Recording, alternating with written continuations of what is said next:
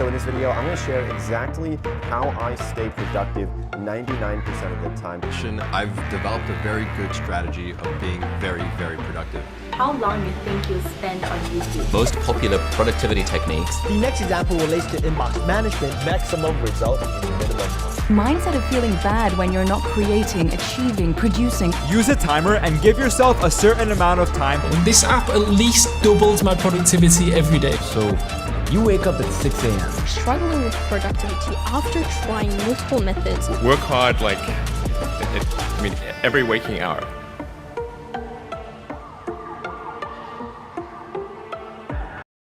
We just found out that grandma is dead and I'm still gonna hustle. Have you ever wondered why the productivity tips that YouTubers just don't work for you? We have all watched videos like how to stay productive all day, why I'm now tired, or how to get more done in less time, and followed some of the advice like waking up early, making up a to-do list, and turning off distractions. However, we couldn't produce the same results as theirs or couldn't follow their habits for a long period of time. It's because some of the tips will not work for everyone and in every circumstances, and some of them are actually myths. In this video, we are going to debunk the productivity myths that circulate in your YouTube algorithm.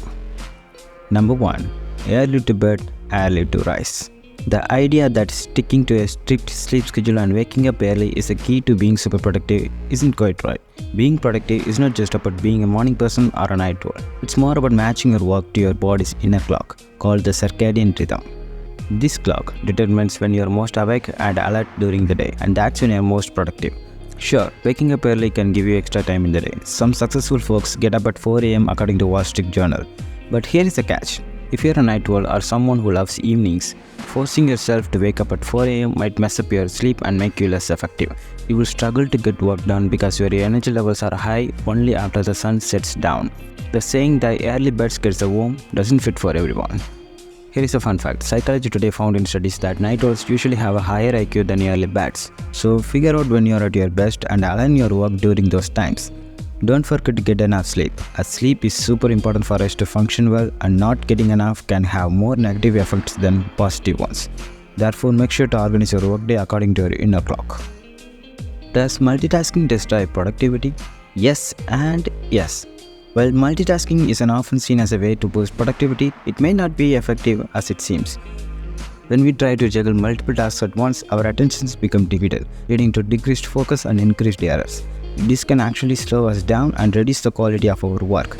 However, there are certain situations where multitasking can be beneficial. One of which is multi-channel multitasking. Multi-channel multitasking is like giving your brain a smarter way to handle its limitations. Imagine your brain as a superhero with 2 challenges. It has a limit on how much it can focus on, and it can only pay attention to one thing at a time.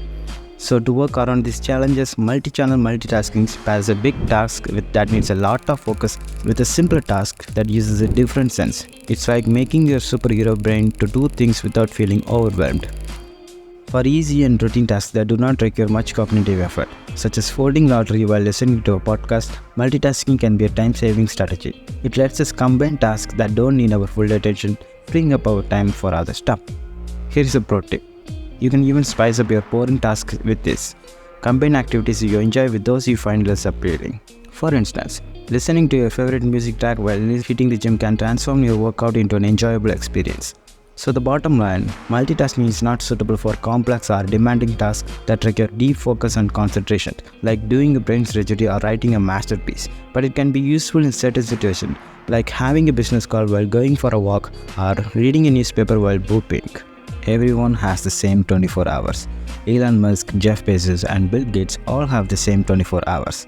While it's a fact that each day has 24 hours, factors such as individual circumstances, responsibilities, and priorities greatly impact how effectively one can utilize the time. Each person has their own unique set of commitments and constraints that can affect their productivity. Someone who is working needs to pay for their studies during the day will not have the same ability to use their time productivity as, say, someone who was born a millionaire, thanks to their father's lucrative diamond mine. Additionally, people have different energy levels, focus spans, and working styles.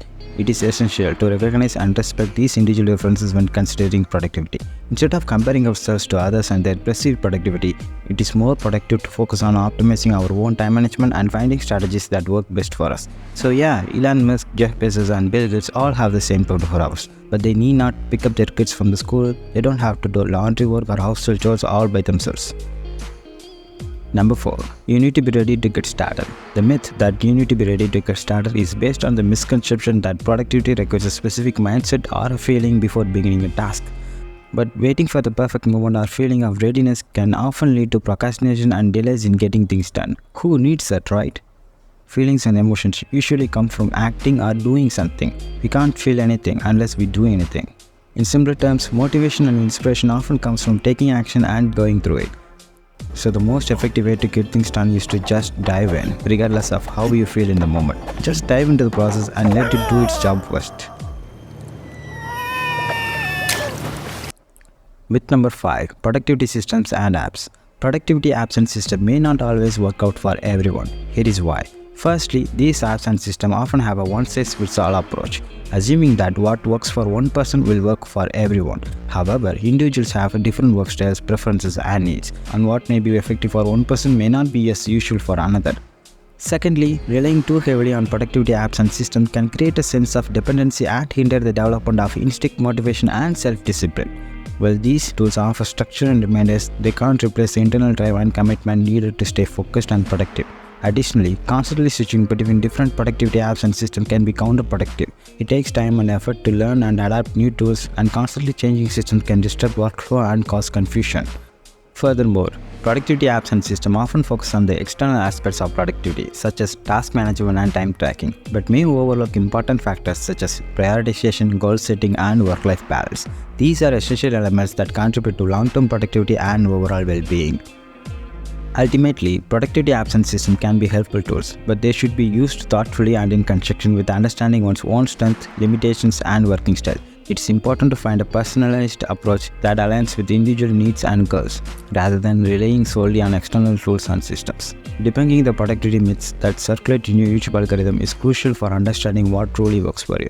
By aligning your work with your internal body clock, focusing on one task at a time, finding personalized approaches to productivity apps and systems, taking imperfect action, and prioritizing intrinsic motivation along the way, you can optimize your productivity and achieve your goals.